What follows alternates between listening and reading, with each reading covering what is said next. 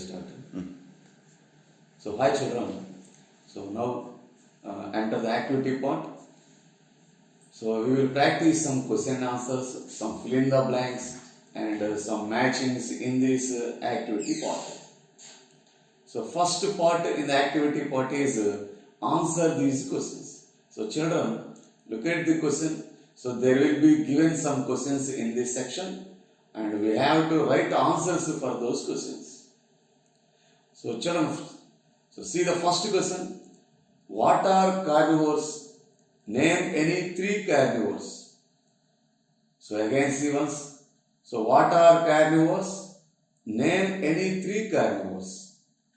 So now the answer for this question is the animals that eat only meat and flesh are called carnivores.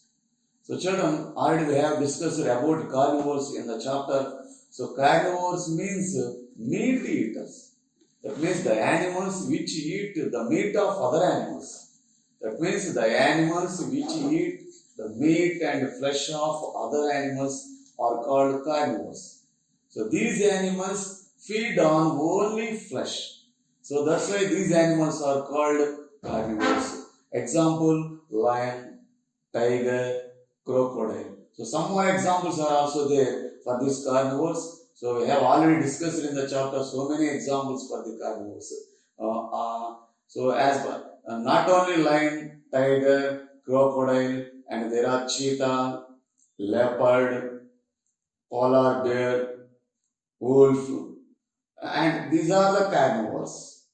So children, there are also carnivorous birds in this part.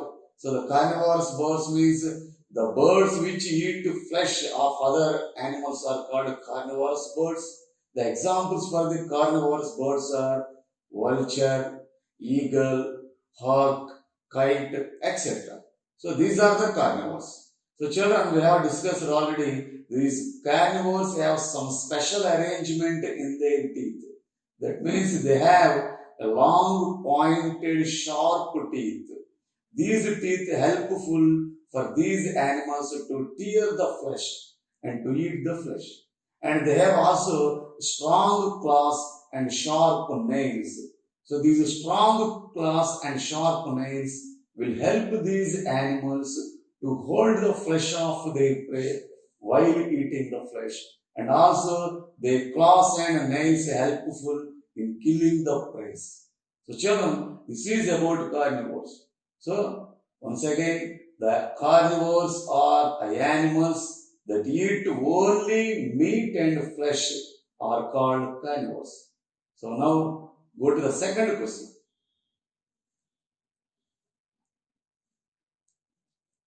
So children, see the second question.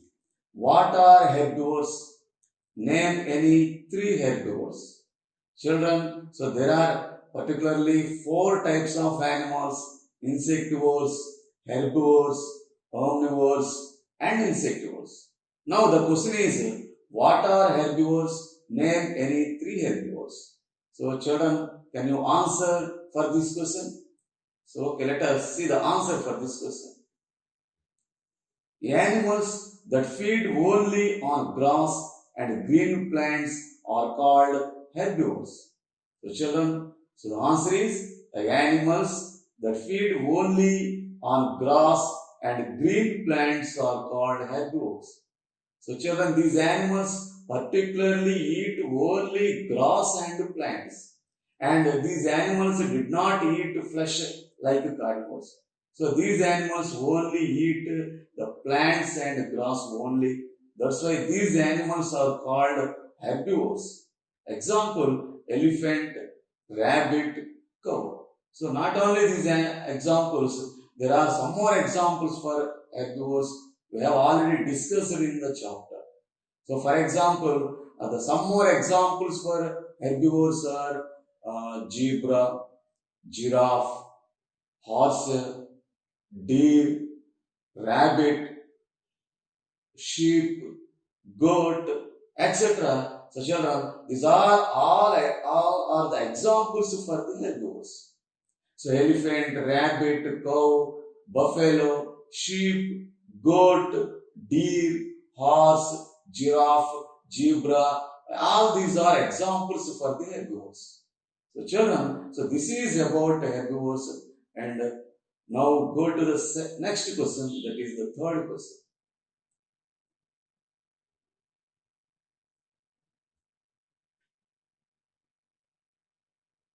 So children, to see the third question, what are omnivores? Name any three omnivores. So children, see the question again, what are omnivores? Name any three omnivores. So children, can you answer this question? So we have already discussed the four types of animals. So among the four types, the herbivores, carnivores, omnivores, and insectivores are the four kinds of the animals. So the answer for this question is, so children, see the answer for this question. Animals that feed on both plants and animals are called omnivores. So the animals which eat both plants and animals are called omnivores. So children, so these omnivores can eat flesh like carnivores, and also these animals can eat plants and grass like herbivores.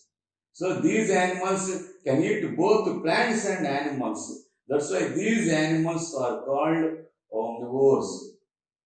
Example for these omnivores are dog, cat, human beings. So children, human beings, that means humans are also omnivores because we can eat both flesh, that means we can eat both meat and plants and of the plants. That's why the human beings are also examples for omnivores.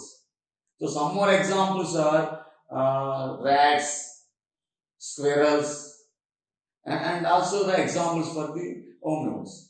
So examples for the omnivores are dogs, cats, common beings, rats, squirrels. So cockroach is also example for omnivores.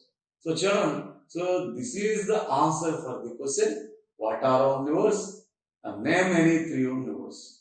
So omnivores means the animals which eat both plants and animals are called omnivores. So see the next question.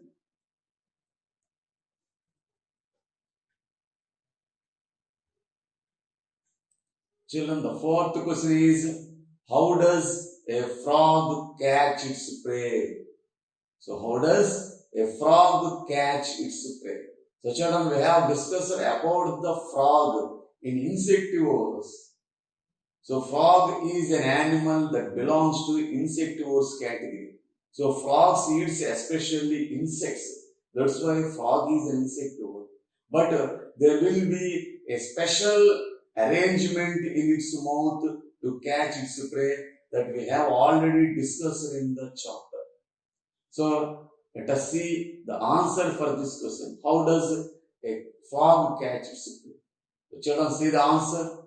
A frog catches its prey by using its long sticky tongue.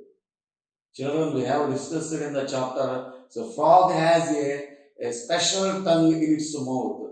So it has a long tongue. That means it can stretch its tongue to any long distance. And the tongue of the frog is sticky. That means the tongue of the frog is sticky in nature. That's why it moves out its tongue towards the prey with a jerk, and the insect will stick to its tongue, and the frog immediately pulls its tongue into its mouth and it will swallow the insect. So this is the mechanism. So this is the process how frogs catches its prey. So particularly the tongue of the frog is in sticky nature. So that means the tongue of the frog has a gum-like structure for this tongue. So that's why when it wants to catch the prey, it immediately, so that means it quickly moves out its long tongue towards the prey, and the prey will stick to its tongue. That means the insect will stick to its tongue and frog quickly pulls its tongue into its mouth and it will swallows the insect. So this is how a frog catches its prey. So just like children, we have seen the advertisement of all out mosquito eater.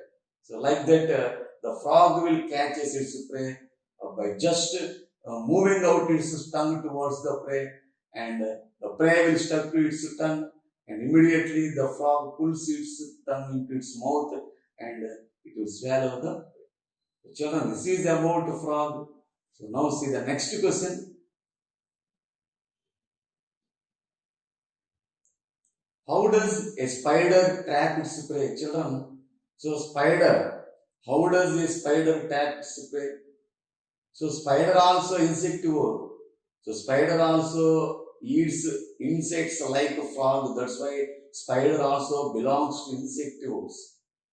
So now, how does a spider trap its prey? So see the answer for this question. So the answer for this question is a spider trap its prey. That means trap its insects in its web. So children, the spider will make a web, and that web, its web contains a small thin threads, and they have a gum-like nature. They have gum-like nature. So whenever a insect falls on its web, it will stick to its web. So like in frog, its tongue is in sticky nature, but whereas in spider, its web has a sticky nature.